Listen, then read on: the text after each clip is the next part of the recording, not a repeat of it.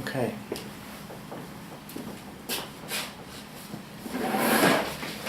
Hi, good evening. Welcome back. Welcome. We are now in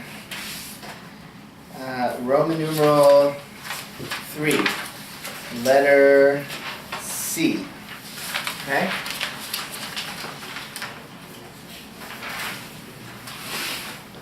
We talked about Rosh Hashanah, we talked about Rosh Chodesh, we talked about Yom Kippur. I'll just point out actually, today is Rosh Chodesh, today is the first of the month of Adar. This year there are 2 Adars because of, we talked about it, we mentioned last time, 2 times ago, the intercalculation of the year, the hybrid solar lunar year. So we have this the leap year, we have an extra month of Adar, which is starting today. So Chodesh Tov, okay? Okay. Letter number 4, Sukkot. Sukkot and Hoshana Rabbah. So Sukkot is sort of interesting. Let's see about Sukkot. So let's first talk about when it is. Sukkot is the 15th of the month of Tishrei. So Tishrei is the month of the year with Rosh Hashanah, so it's and Yom Kippur, so it's that first month of the year. Lots of holidays. Rosh Hashanah, so it's Sukkot 15th. It's 2 weeks after Rosh Hashanah. It's a 7-day holiday. The mitzvot of the holiday are as follows. The first day of Sukkot is Yom Tov, which means there's a work prohibition, just like the first day of Pesach, just like Shabbat. We don't do work, no writing, no driving, no using electricity, just like on Shabbat and the other Yamim Tovim, the other days of Yom Tov, so too the first day of Sukkot. That's one. Second observance of Sukkot is there's a mitzvah to live in a sukkah. A sukkah is a booth. It's a hut, a temporary dwelling place. So it says all 7 days of Sukkot we live in a sukkah. That we understand that to mean we minimally, have our meals. Our substantial meals are eaten in a sukkah. So a snack you can eat outside of a sukkah, but your meal should be eaten inside the sukkah itself. Sukkah has to have, does not have, the walls can be made out of any material, the roof is made out of vegetation, things that grow from the ground, that are not fashioned into objects.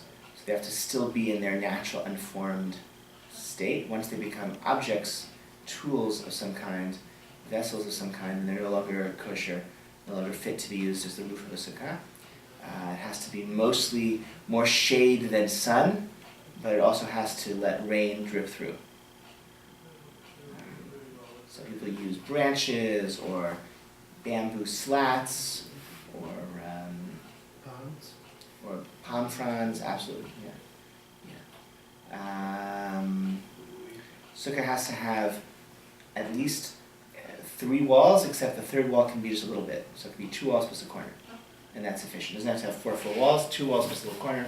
That's enough for Sukkah. So in the city, most people, you don't have a backyard or a porch.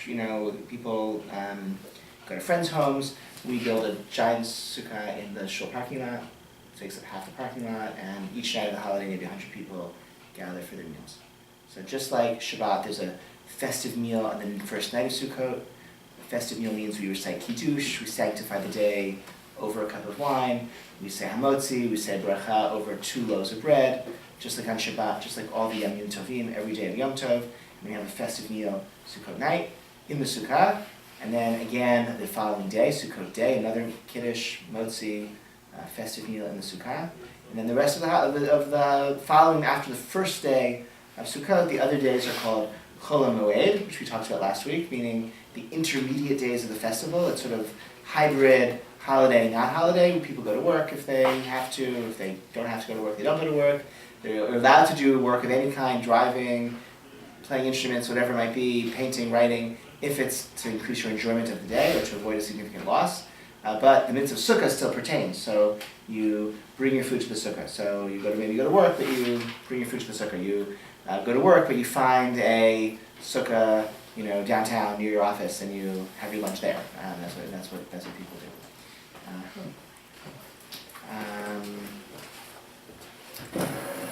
other mitzvah of Sukkot is the mitzvah to take the 4 species.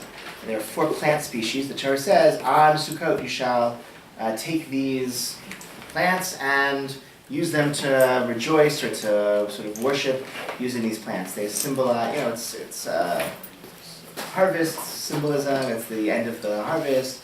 They have all sorts of mystical symbolism, different parts of the body, different elements of the Jewish people, whatever it may be.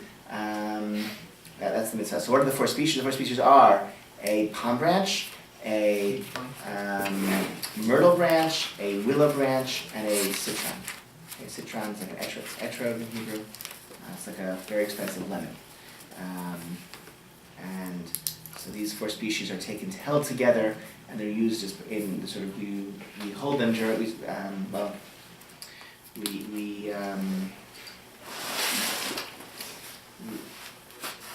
I'm trying to think, it's so hard to describe without showing. So, say anyone, I guess, have you all seen this before, or anyone not seen this before? Yeah. So, the palm branch is tall, right? The other branches are sort of shorter, and they're kind of bound together like a little knife, right? And the citron is like a lemon, it's sort of held. So the way you do it, you say the bracha. So the mitzvah is to hold them in the way in which they grow, which is facing upwards. So the bracha, though, the blessing that you say before the mitzvah, you have to say the blessing, the Hebrew phrase is over l'siyatan, which means you say all the blessings and all of the mitzvah blessings we say right before we do the mitzvah. So you're saying the bracha for lighting Hanukkah candles, you have a candle in your hand, lahadlik ner shel Hanukkah, and then you say the bracha, and then you begin lighting. So you have there's be no delay between the bracha, the blessing, and then the mitzvah itself. So how can you do that with the lulav and etrog? So as soon as you pick them up, you've done the mitzvah. So how do you say the bracha before you do the mitzvah? So I guess you could just have them on the ground in front of you. But that's not what you know. What you do is you have the etrog upside down, and you have them all together in your hand. Then you say the bracha. Then you turn the etrog right side up after you say the bracha. And that's how it's done. Okay? You do that, everyone will think you're a pro. The Torah says you take the lulav and etrog on the first day of Sukkot. Rabbinically, the Rabbanan, we take lulav and etrog all 7 days of Sukkot. When do we take the lulav and etrog? So you can say at any point during the day, you can say the bracha, you take the lulav and etrog. After you say the bracha, the custom is to shake it in 6 directions. The 4 compass directions and up and down. And you can do that at any point during the day. However, it's common to do it as part of Shachrit, as part of the morning tefillah. Whether it's Yom Tov, whether it's Chol HaMoed, we recite Shachrit.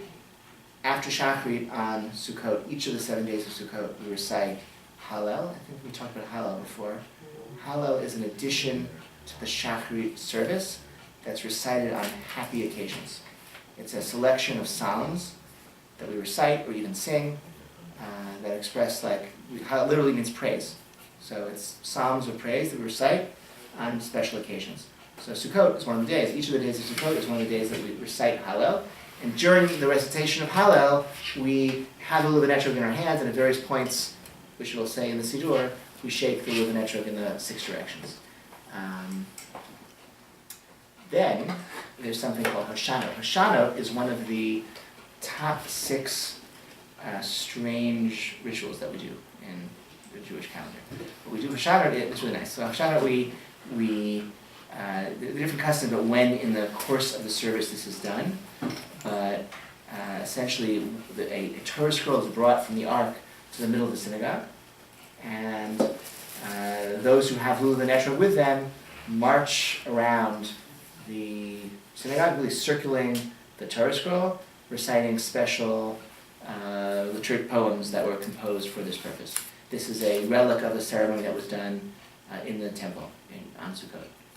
We do it in our synagogues. And on Shalom, there's if it's a day when women come to the shul, a woman will also carry a Torah scroll in the Ezrat Nashim, in the women's section, and women who brought Arpaminium, lulav and etrog with them to Shachrit will also march around that Torah scroll as well.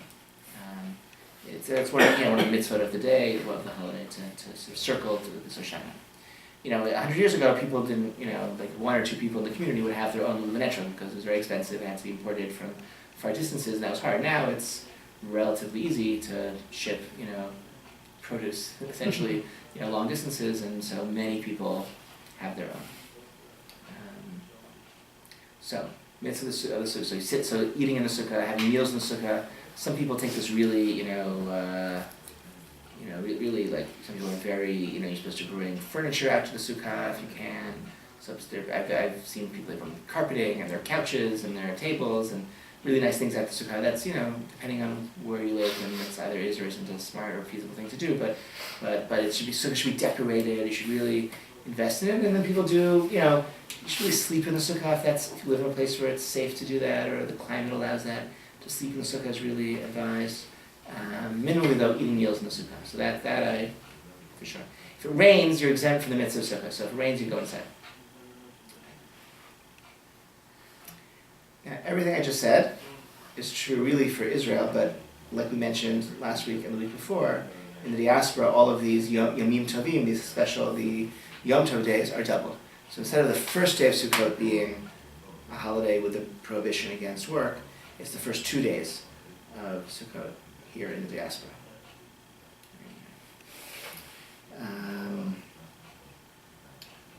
The seventh day of Sukkot is known as Hoshana Rabbah, and on this day starts off the same, more or less, but after instead of circling the Torah scroll once, we circle the Torah scroll 7 times. There's a very elaborate series of poems that we recite, and then afterwards we recite even more liturgical poems, more prayers. At some point the Lulav and Etrog are put down, and we pick up a bundle of willow branches that are specially shipped to the shul for that purpose, and they get thwacked 5 times on the floor, symbolizing various things. And that's also one of the top 6 strange things we do. And that's that's the formal end of Sukkot. Okay, that's the 7th day. After Sukkot is the holiday of Shemini Atzeret. And Shemini Atzeret, literally the 8th day of Atzeret, of finality, culmination. It's sort of like it can either be seen as the 8th day of Sukkot, or it's seen as like a holiday in and of itself. And in some ways it's like a holiday in and of itself, and in some ways it's like the 8th day of Sukkot, and sort of this hybrid day. And it's also Yom Tov. That means, again, no writing, no electricity, no driving. It's a day with a work benefit. And in the diaspora, it's not just 1 day, it's 2 days. So it's really the 8th and 9th day. So day 1 and day 2 is Yom Tov. It's a day without work, driving, electricity, writing, threshing, okay? And day 8 and 9 are also, plus there's a Shabbat in between as well, or 2 Shabbatot you can have. So you have a lot of days. It's a lot of work during the holiday season. It's not, you have to start a new job, it's just wait till after the holidays. Yes? Being specific for who needs to celebrate 2 days and who needs to celebrate 1, especially basically. Basically in what, sorry? Like outside of Israel. Yeah, so I think outside of Israel you have to keep 2 days. I think if you, my opinion is that if you're outside of Israel, you should keep 2 days. And if you're in Israel, you should keep 1 day. Doesn't matter if you're... Doesn't matter where you're from, doesn't matter how long you're there for, you should keep according to what people do in the place where you are. That seems to make the most sense to me. I know there are, there are many, many opinions that are different, and they'll say, if you travel to Israel just on vacation, you should continue to keep 2 days. And if you're going to spend a full year there, then you keep 1 day, or maybe even then, maybe only if you're going to live there, move there, stay there, you have to keep 1 day, otherwise keep 2 days. There are different opinions, and similarly for Israelis who come to America. But I mean, there are people from Israel who come to America, and they're here for 30 years, and they're like, well, no, you're going to go back 1 day, and like, okay, that's not, maybe you will, maybe you won't, but you got to keep 2 days. Sorry, a little too close to home. But I think if you're, certainly, if you have a lease on an apartment, or if you have like furniture in a place, you should be keeping. That's if you have furniture. At home is where your furniture is. That's like that. You're going to fix it here.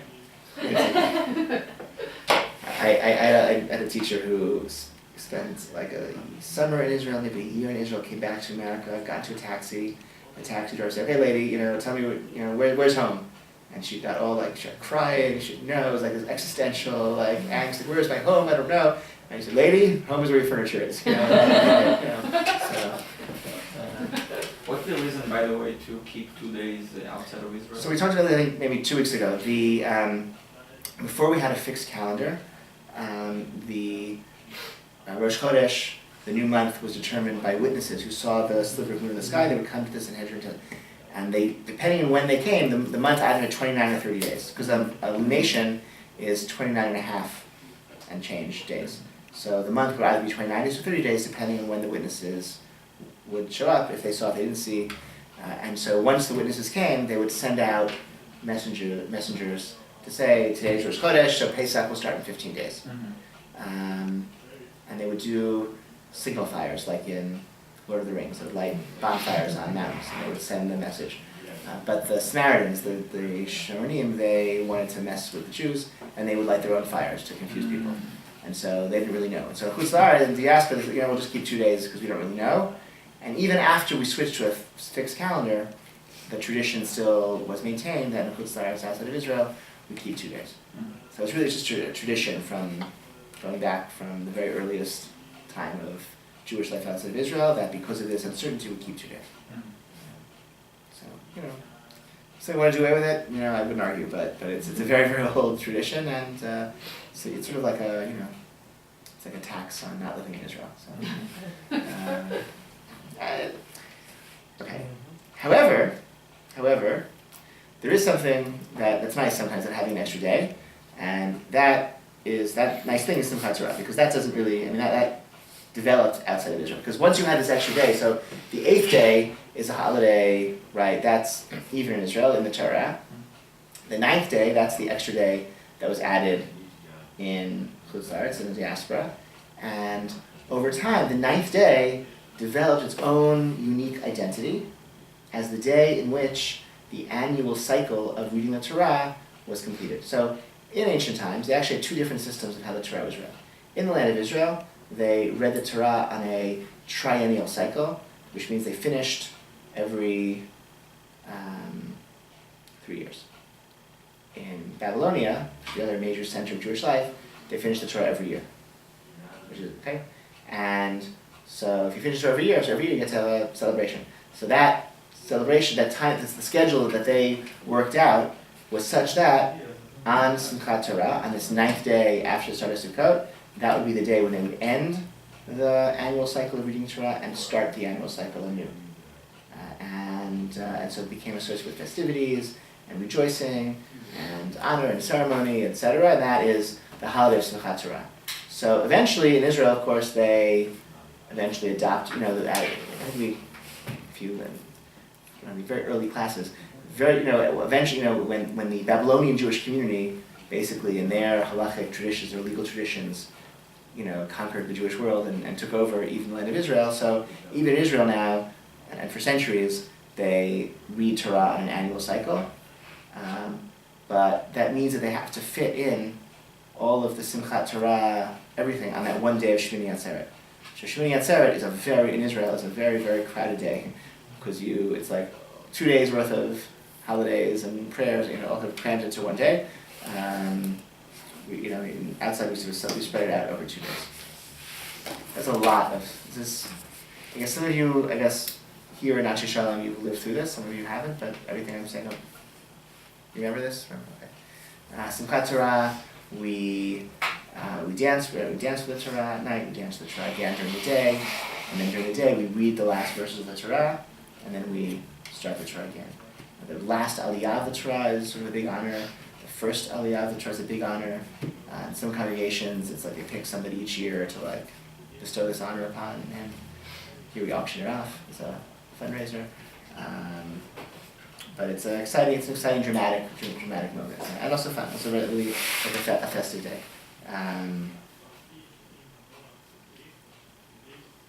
But Shemini Atzeret and Simchat Torah, again, they're Yamim Tovim, they're Yom Tov days, right? No work, etc. That means Kiddush and Motzi, right? Festive meals with Kiddush and Challah, and nice meals, etc. At night, during the day, on both of those days. So 4 holiday meals over those 2 days. Okay.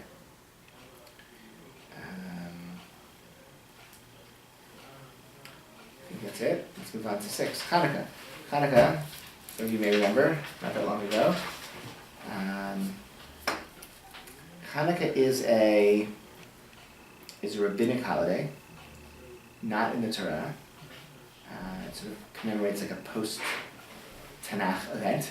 The events of Hanukkah didn't make it into the Hebrew Bible. They did make it into the Christian Old Testament. So it's sort of an interesting question why the Hanukkah story, why the Christians thought this story deserved to be put in the Bible, and we didn't. That's like an interesting question to ponder. But it's a celebration that was enacted following events in the Greek period. So Alexander the Great conquers Eretz Yisrael. Legend has it he's nice to the Jews.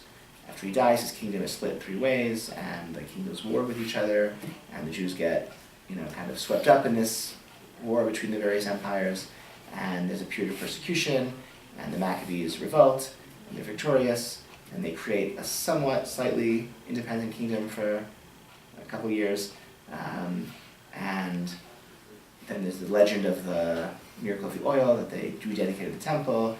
They had only enough oil for 1 night, it lasted 8 nights, and a holiday was established for all time. So the mitzvot of Hanukkah are all 8 days of Hanukkah we recite Hallel, that special addition to the Shachrit service. Those psalms of praise are recited during Shachrit for all 8 days of Hanukkah. And at night, on all 8 nights, we light candles. 1 candle on the first night, 2 candles on the second night, 3 candles on the third night, plus a shamash, a helper candle, which is used to light the others, and maybe has an added function of being like a candle with like a secular purpose, so that the candles that we light for the mitzvah of Hanukkah, we say that they have a certain sanctity to them, because we're lighting them for the mitzvah. So we're not supposed to derive benefit from the Hanukkah lights. But how can you not derive benefit from the light? Like you're in the room, you're gonna willy-nilly derive benefit from the light. So you have an extra candle there that's secular, that's not for the mitzvah, and so that adds its light to the mixture, and we say, okay, now I'm not only deriving benefit from that one, not from the others. That's another reason why we have the shamash, why there should be like a non-mitzvah extra light there with the Hanukkah candles. Yeah. So the story of Hanukkah actually happened during the same period as the Torah or the Tanakh was written, or did it happen afterwards? It's after everything else in our Tanakh, meaning it's a good deal later. It's a good deal later, but that's only because we decided, meaning people were writing books. Well, that's what they're paid. So the historical books of Tanakh tell the story up until, let's say the Book of Kings tells the story of the Jewish people up until the year 586 BCE, when the temple was destroyed. That's several hundred years before, centuries before Hanukkah. The Book of Chronicles brings us 70 years later, when Cyrus conquers Babylonia and says, okay, the Jews can go home. I think some of the other writings, some of like the wisdom literature and like some of these other books may be later, but it was still an ongoing process. Like the people who wrote, I don't know, the people who wrote the Book of Maccabees, like the first Book of Maccabees was written in Hebrew, and there are a lot of other books, like the books of the Apocrypha. These are books that are in the Catholic Bible, not in the Hebrew Bible. Like the Catholic Old Testament, but not in the Hebrew Bible. So the authors of the apocryphal books, I don't know if they knew they were writing apocryphal books. Like I don't know if like they sat down and said, okay, I'm going to write a book now that's not going to be part of the Bible. I think they were just writing religious books with whatever inspiration they had, and at some point, the Jews got together and said, okay, this will be in and that will be out, and this will be, and the Christians got together and said, well, this will be in, this will be out, and different communities made different decisions. And so the dating of it is maybe less important. And that could mean that you're right, it's later than like the story it tells is a later story than the history that we have in Tanakh. Nonetheless, I don't know if that answers the question. Because certainly the first book of Maccabees they think was written in Hebrew. We don't have it in Hebrew, it doesn't exist in Hebrew, but it's written in like bad Greek, but good Hebrew, meaning it uses like, I think in Greek you're not supposed to start sentences with and, but in Hebrew that's totally fine, and especially, biblical history, and it was in the days of so-and-so, and it came to pass that, right? Like it's sort of echoing the style of Hebrew, biblical, like narrative, history kind of writing, so scholars think it was written originally in Hebrew. Second book of Maccabees was almost certainly written in Greek originally, because we have it in Greek, and it's, so they tell me, like beautiful, beautiful Greek, and it has, reads like, it has the characters making soliloquies, just like in any Greek, literature that you would. What else was about Hanukkah? Categorization. Yeah, I guess one other thing I was like, there's a Scott, Chaim Yosef Yerushalmi, who's a professor at Columbia University. He died 5-6 years ago, maybe a bit more. He had this. He wrote. He had this. He had a book. He wrote a book called Zachor. It's very popular, very influential. And he makes the point. So he asked the question: is why, sort of why did the Jews stop writing history? And from biblical times until modern times, there were no Jewish historians. And there were some. I mean, they're authors of these biblical, like the Book of Maccabees. A Jewish historian wrote it, but the Jews didn't think that book was important. And we have Josephus in the Roman period, who was a Jewish historian, but the Jews didn't preserve his works or care about him or read him. It was Christians who did. So history became unimportant to Jews after the biblical period. And his thesis is that, well, because we don't need history, because we have the Bible. We have, in other words, Tanakh, the Hebrew scriptures, tells us all that we need to know about history, and so Jews stopped caring about history after. What's the lesson is, we exist as a people on this covenantal mission from God, and when we respond to that covenant in responsible ways, then things are good for us, and when we didn't, we were punished and exiled. And that's it. There's really, everything else is, the pattern repeats itself, but there's no need, from biblical period, the Jews didn't tell history. No Jew was a historian from ancient times until the 19th century.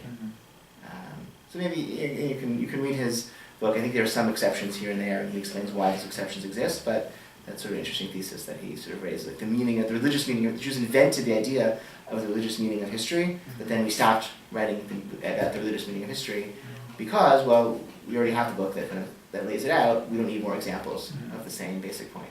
That's his theory. So that's Chaim Yosef Yerushalmi and Zachor. Okay.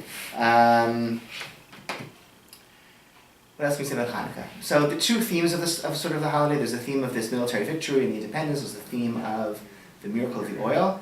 The earliest sources about Hanukkah all speak about independence and about resisting assimilation and about sort of this military victory.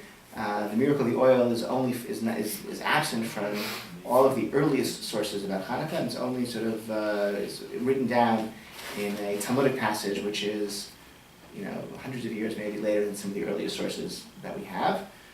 So the question can be asked in many different ways, but it seems that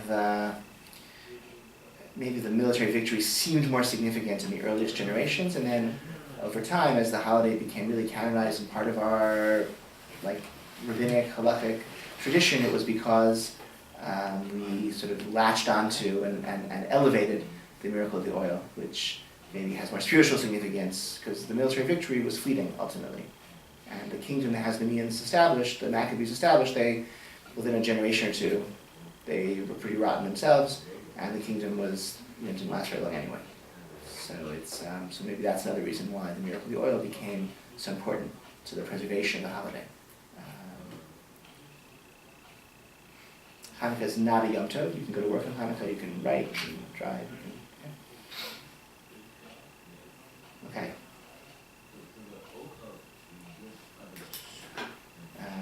Any questions about Hanukkah? Do you remember Hanukkah? Wasn't that long ago? Right? Okay.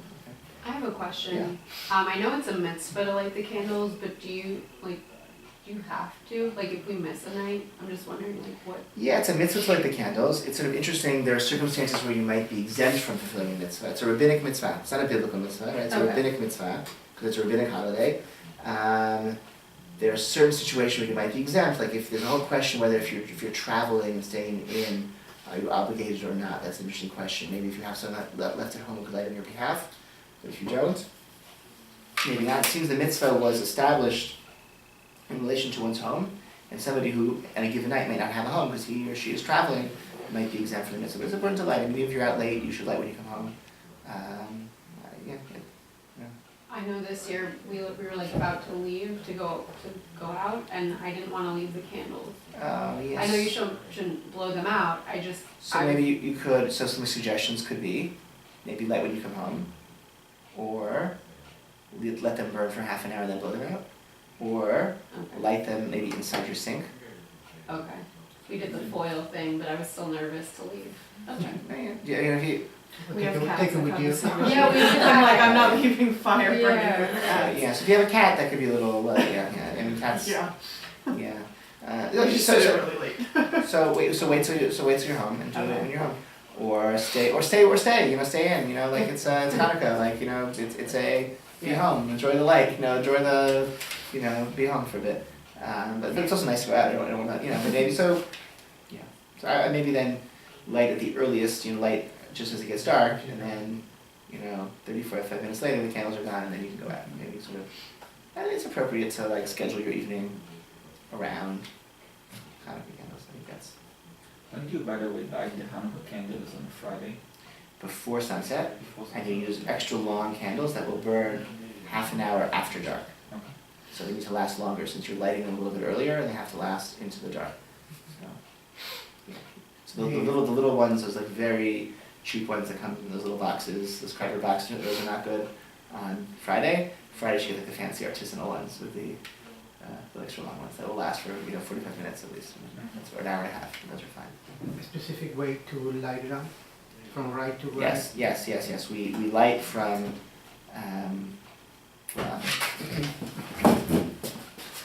From right to left. We light from left to right. Left to Okay, left to right. We place the candles from right to left, but we light them from left to right. So we always light the newest candle first, and we add them from right to left.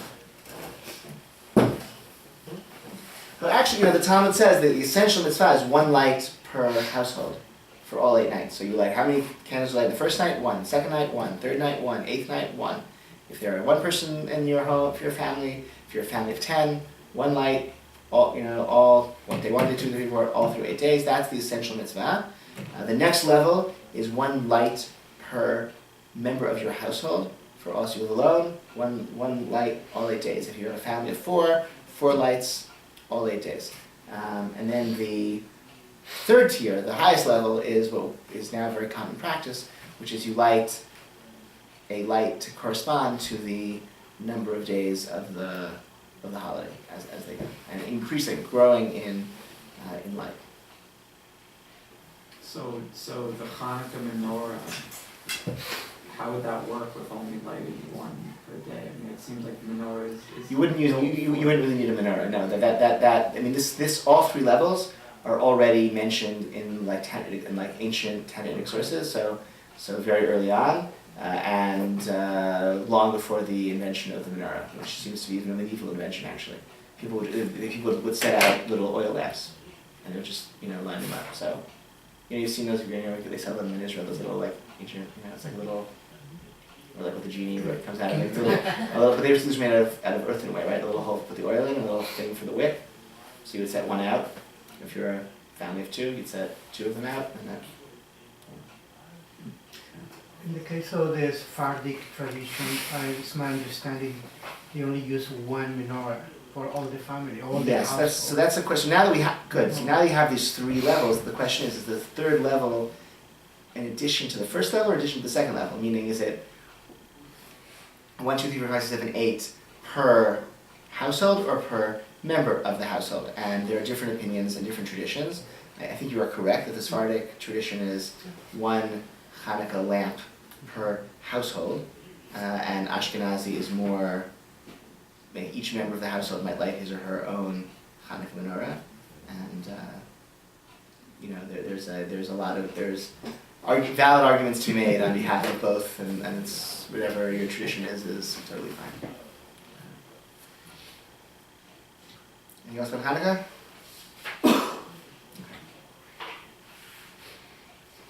There's no mitzvah to give presents on Hanukkah, okay? That is that is an American. I think Rabbi Reese, has it right. Yeah, that is an American innovation, as far as I know. Okay. Tu B'Shvat, number 7. Tu B'Shvat is sort of like the Jewish tax day. Okay, so when I was little, they told us that Tu B'Shvat it's the birthday of the trees, it's the new year for the trees, and they always told us, but it's the middle of the winter, why is it the birthday of the trees? Well, because in Israel right now it's spring. But that's not true, it's not spring in Israel on Tu B'Shvat. And that's the point, actually. And actually, the point of Tu B'Shvat is that it's not in the spring, it's actually when nothing is growing, because if you want to pick a date for determining your agricultural cycle, you want to pick the very beginning, the middle of the winter, so that anything that grows afterwards, it grew afterwards, right? You're trying to, there are mitzvot of the Torah that require us to know, like, which year did this fruit grow, or how old is this tree, right? And if you want to follow those mitzvot, you want to pick a date. It's like the international date line. The international date line goes in the middle of the ocean, because, what? GMT? Not GMT. The opposite. The other one. GMT goes to Greenwich. That's the other end. The international date line is in the middle of the Pacific Ocean, and it swerves to avoid going through any place where people live, because if you're in Greenwich, that's just like any other. You take one step, you're an hour ahead. You take another step, you're an hour behind. That happens in Indiana. That's not so terrible. But at the date line, you lose a day. You lose 24 hours, right? If you take a step the other direction. So nobody wants to live there, right? Or they put the line where nobody is. So Tu B'Shvat is where nothing's growing, so that it's very clear that everything that came before is before, everything that came after is after.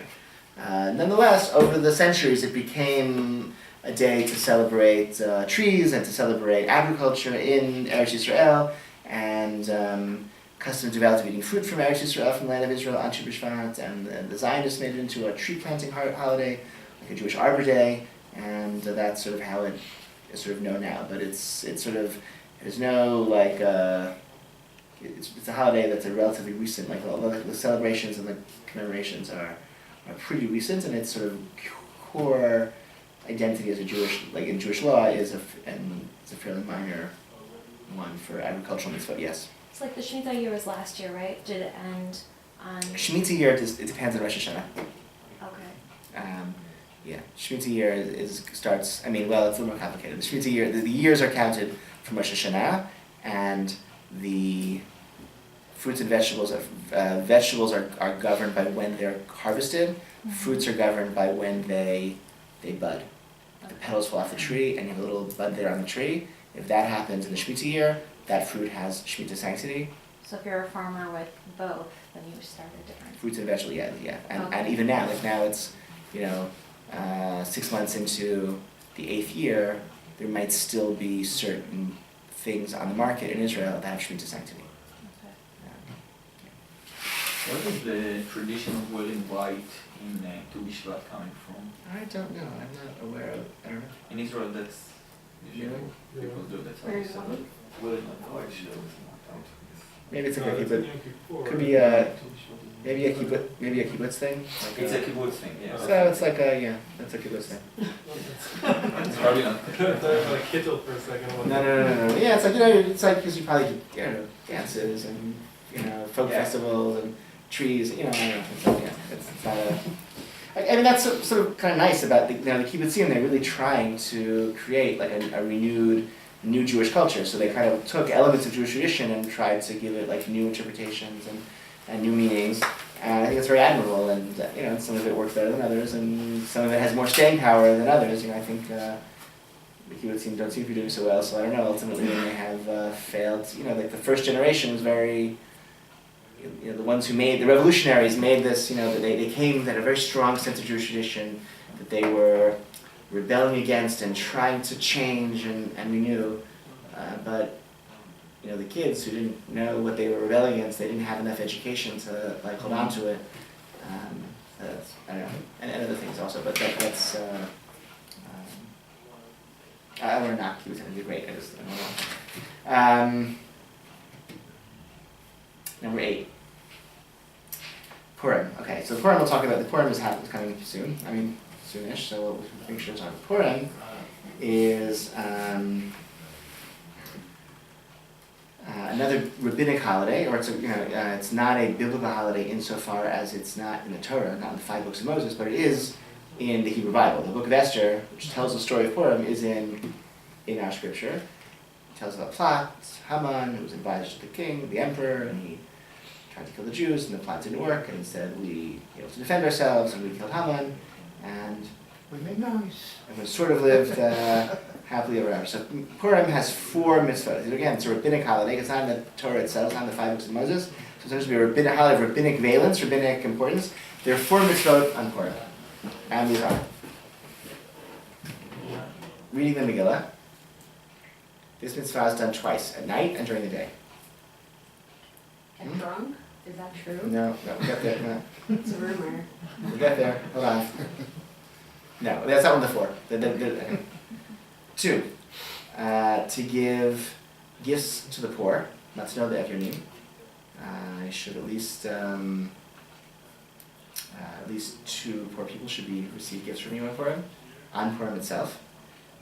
If you are not so sure if you're going to find a poor person to give these gifts to, there are lots of organizations that will help you. There are Jewish organizations set up that, these are, let's say, like the Ark in West Rochester Park. They operate all throughout the year, but this synagogue will collect money, and on Purim morning, I'm going to call them and say, okay, we got, in our second camp, we have like $500, and last night we raised another like $800, so please, we'll mail you a check, but please disperse that money today on Purim to people who are, in your, lining up outside your door right now. And so, money has to be given on Purim itself. That's part of the 3. Mishloach manot, we give gifts of food to friends. At least 2 types of food to a friend. So that could be, a can of soda and, an orange to, your, to your neighbor, or it could be a giant fruit basket and some people are very elaborate in Mishloach manot. Some people, families will get together, they'll bake cookies, and they'll put little bags of popcorn, and little chocolate bars, they'll make little packages, and they'll make, 80 of them and give it to everyone they know, and that's Mishloach manot. But the essential mitzvah is 1 person, and some people are very elaborate, let's say, in this mitzvah, and depending on your social network, how many friends you have, or how much time you want to invest in this mitzvah, it can be a lot of fun, especially for kids. Kids get involved in making the baskets and putting them up, and you can drive around, and the kids jump out of the car and run and knock on the door and deliver the thing, and people come to your house and they give you a basket, so you have to go and make one for them because you didn't think about them first, and that's Mishloach manot. And then Pesach is coming, and you have to get rid of it really fast anyway. So, it's, at the end, we, after Purim, we have our table. We have like a groaning table of junk food, and which the kids have fun. So going through it. That's 3, and the 4th is a Su'udah, is a festive meal. So the Megillah is read at night and during the day. All the other 3 mitzvot should be done during the day. Giving Mishloach manot, matzonot le'evyonim, gifts to the poor, these festive meals. So sometime before the day ends, sit down to a meal with bread and a festive meal. And in the context of the festive meal, the custom is to drink some alcohol. The Talmud says when she gets so drunk that you can't tell the difference between Mordechai and Haman. That's what I was thinking. And it's in the Chayav Inish, it's an allegation of a person to be so drunk. Some of the later commentaries say, well, that just means you should drink a little more than usual and take a nap. And then once you're sleeping, you won't know the difference. I have very happy memories from certain years of being, quite drunk and jolly on Purim. But I think you have to just know yourself and not it doesn't excuse you from embarrassing somebody else or hurting someone's feelings or damaging your health or doing something dangerous or reckless, right? I think you should, I think there's a level of drunkenness which is for some people who can, some people it's not safe to be drunk even a little bit, And then for other people, maybe there's a level of like, I'm enjoying myself and a little bit extra jolly and less restrained. And then beyond that, you start, feeling sick or saying things that you'll regret or that other people regret. And that's just not fun or any reason or any excuse to go there.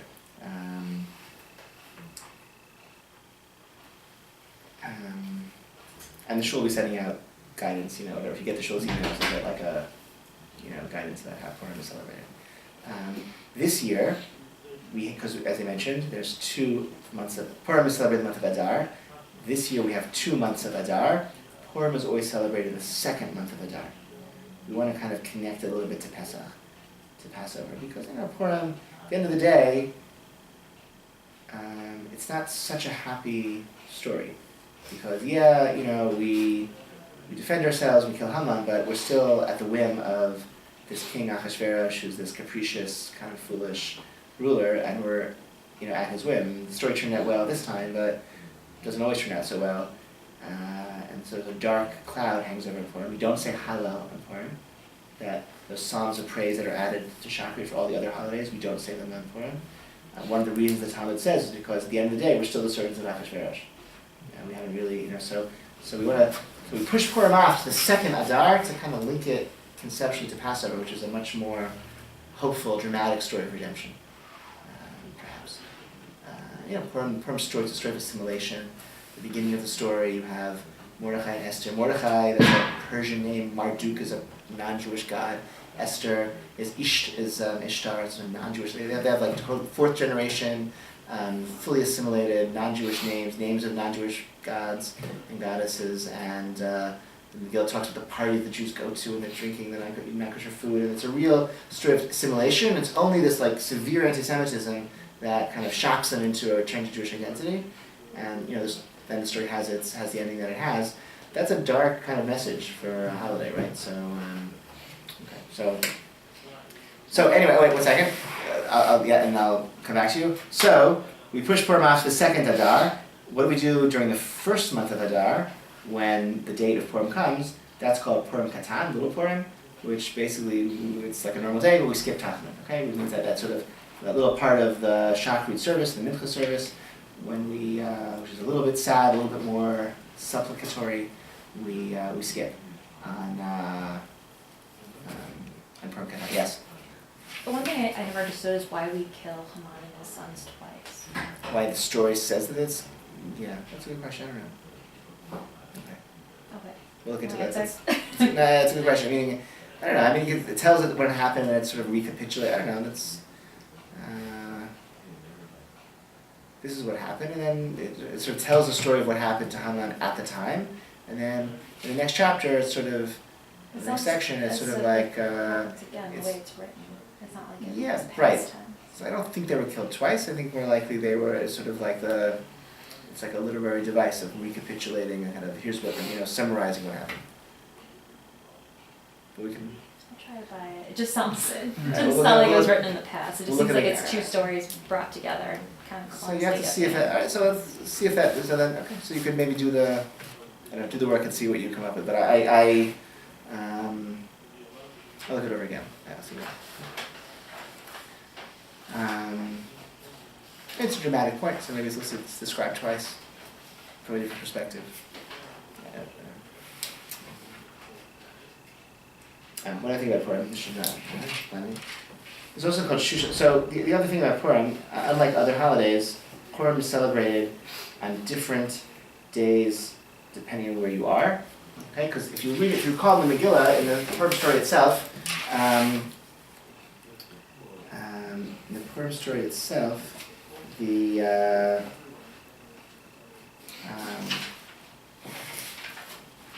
should actually add St. John.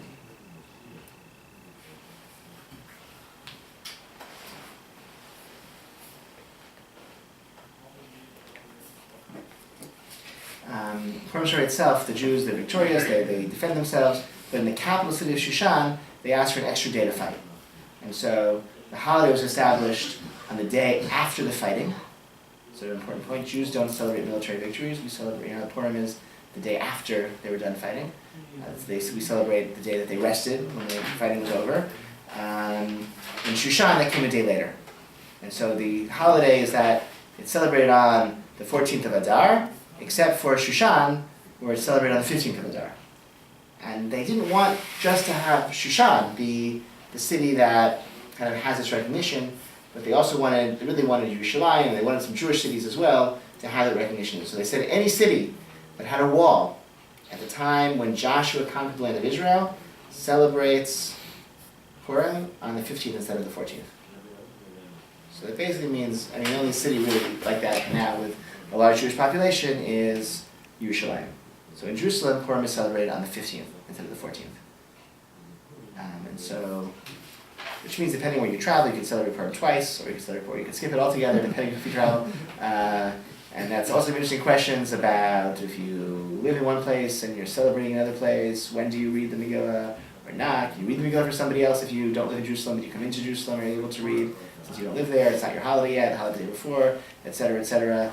And if you spend Purim in Israel, we can go over those questions and learn about that. But it's sort of an interesting thing about that holiday. There are really very few other places where Jews might live that have walls that, maybe Jaffa, maybe Akko, maybe if that wall goes back. That was a Crusader wall. I don't know if it's Damascus, maybe. Damascus is a very old city. There's no Jews there anymore. The other question is what counts as being in Yerushalayim? Like you have all, Jerusalem is a very big city now. Seret, does that count? What about, any place where you can see Yerushalayim, which includes pretty far out into Gush Etzion, those mountains you can see Yerushalayim on a clear day. Does that count or not? So there's a lot of, we think of things to talk about and write about. But in Yerushalayim it's celebrated on the 15th, and everyone else on the 14th. And in some years, depending on, it gets even more strange if because Shabbat, we don't want to, Purim doesn't occur on Shabbat, but the 15th can occur, right? And so there's certain years where, depending on where if the 15th is Shabbat, then we celebrate on the, I'll look this up and get that, okay. Maybe we'll pause here, and I'll tell you, and then next week we'll talk about it. It's something called Purim Mishulash, I have to remember how it occurs. Purim Mishulash is called the threefold. Sometimes Purim is, the celebrations of Purim in Jerusalem can be spread over 3 days because Shabbat kind of interferes with this, and I just forget how it works. So I will remind myself. I will talk about that next time. Okay, so next time.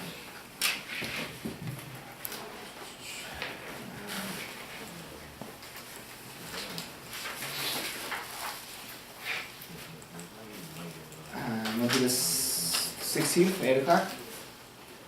February 16th, is that good?